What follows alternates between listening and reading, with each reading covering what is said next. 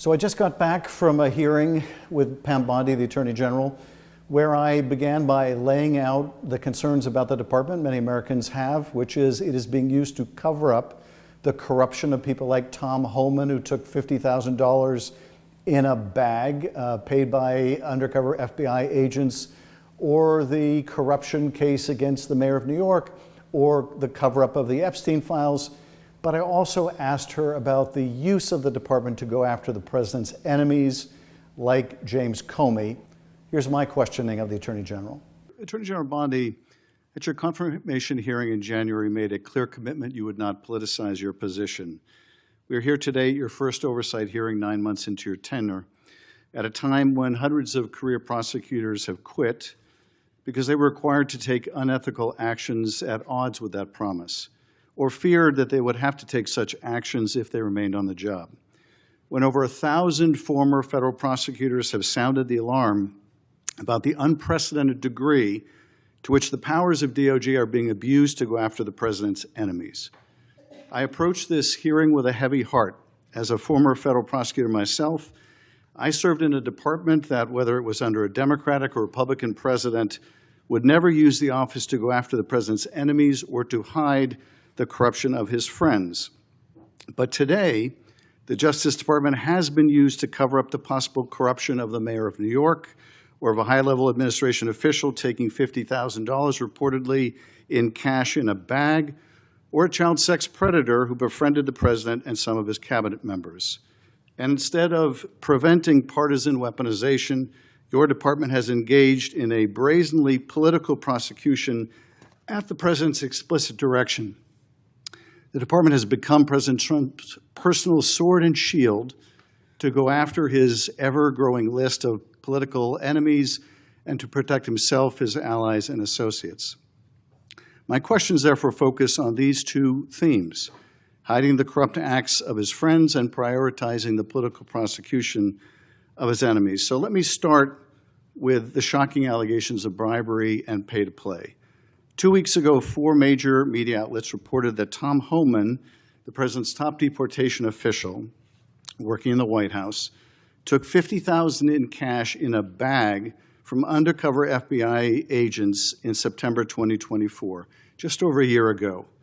According to these reports, Homan indicated he would facilitate securing contracts in exchange for money once he was in office in a future Trump administration. Reportedly, this exchange was caught on tape. Rather than pursue this investigation without fear or favor, the department and the FBI under your leadership or that of your predecessor before you confirmed quietly shut it down. Once news broke, your deputy and FBI director issued a joint public statement confirming that the Trump administration closed the investigation. White House Press Secretary Caroline Leavitt denied Homan took the $50,000, telling a reporter, quote, "Mr. Homan never took the $50,000 that you're referring to, so you should get your facts straight." So today I hope you can help us get our facts straight.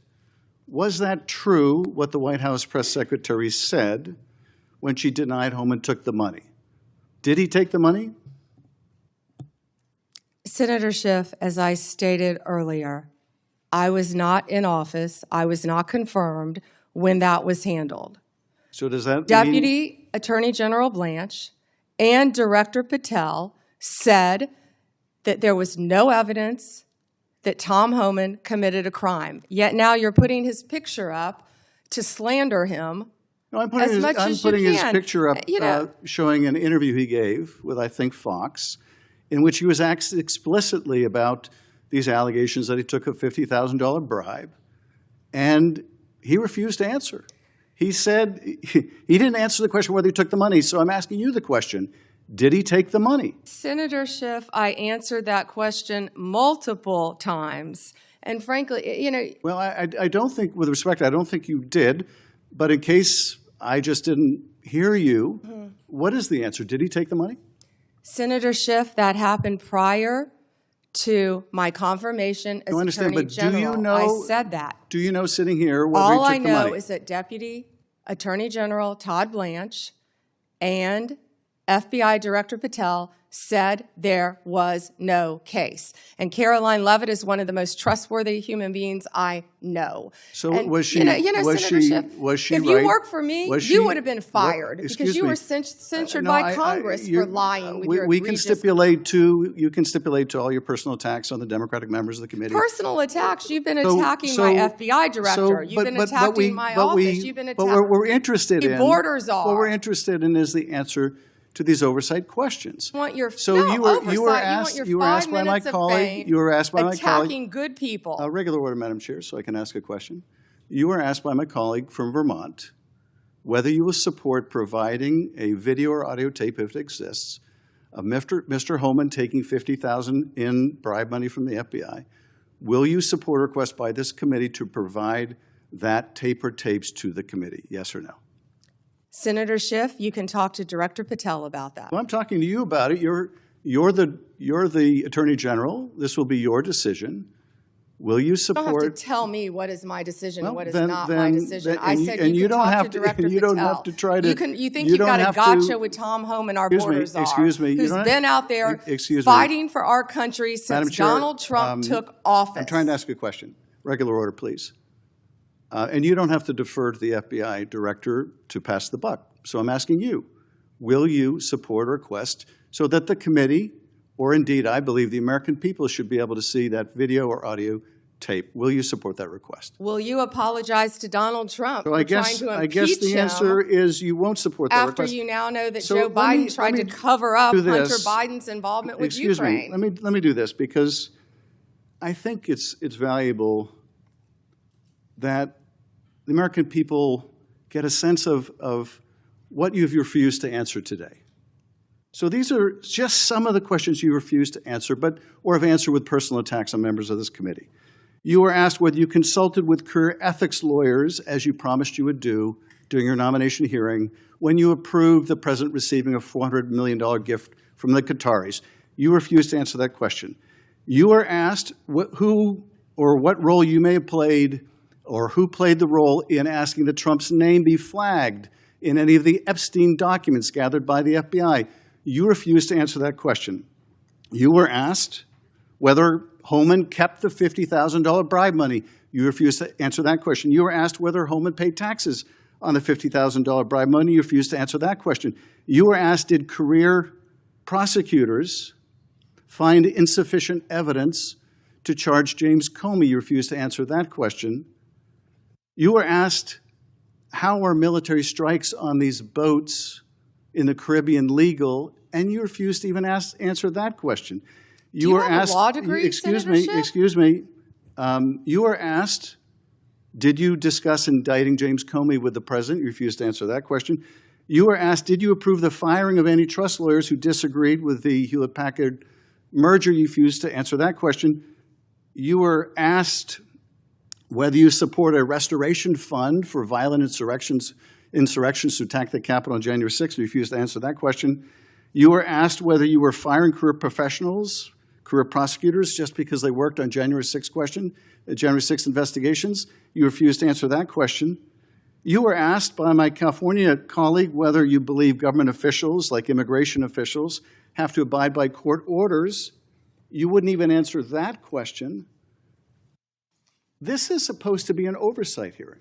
Oversight? Excuse me, you can attack me after my time is over. You've attacked all of us, including President Trump, for your entire career. You can attack me later, and I know you've got plenty of canned attacks. We've heard them all day to day. Canned attacks on you? This is supposed to be... No one needs a canned attack on you. Regular order, Madam Chair. I'm trying to speak. This is supposed to be an oversight hearing of the Justice Department. And it comes in the wake of an indictment called for by the president of one of his enemies. This is supposed to be an oversight hearing, and it comes in the wake of revelations that a top administration official took $50,000 in a bag, and this department made that investigation go away. This is supposed to be an oversight hearing when dozens of prosecutors have been fired simply because they worked on cases investigating the former president. This is, and now the current president. What about the fires in California? Do you care about that, Senator Schiff? This is supposed to be an oversight hearing in which members of Congress can get serious answers to serious questions about Are the riots in LA serious? About the cover-up of corruption, about the prosecution of the president's enemies. And I think you owe the president an apology. When will it be Your entire career, frankly. that the members of this committee on a bipartisan basis demand answers to those questions and refuse to accept Clearly you're a failed lawyer because you don't understand when someone can and cannot answer a question. Refuse to accept personal slander as an answer to those questions. Personal slander? With Will that, you apologize Madam Chair, to Donald I yield Trump back. for slandering him? Personal slander. Senator Bondi. May I ask unanimous consent, Madam Chair, to introduce into the record the statement of 1,000 former Justice Department officials who warned that the Comey indictment is a democracy-threatening abuse of power. May I also request unanimous consent for the introduction into the record of 282 former career officials at the Justice Department raising the alarm who were voluntarily or involuntarily forced to leave the department because of improper actions taken by the Department of Justice. May I introduce with unanimous consent the Justice Department manual that talks about when initiating and declining charges are subject to impermissible considerations.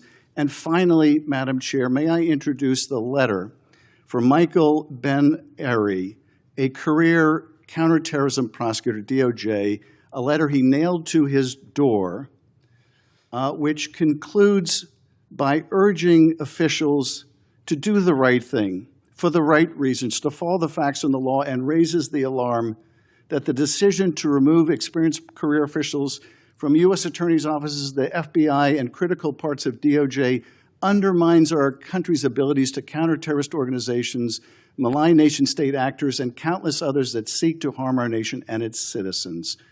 And he believes that the priority is prosecuting the president's enemies or are you admitting? rather Ms. than Bondi, protecting Ms. the Bondi, country. one moment. May I have unanimous consent to enter these into the record? Without objection. Thank you. I yield back. Senator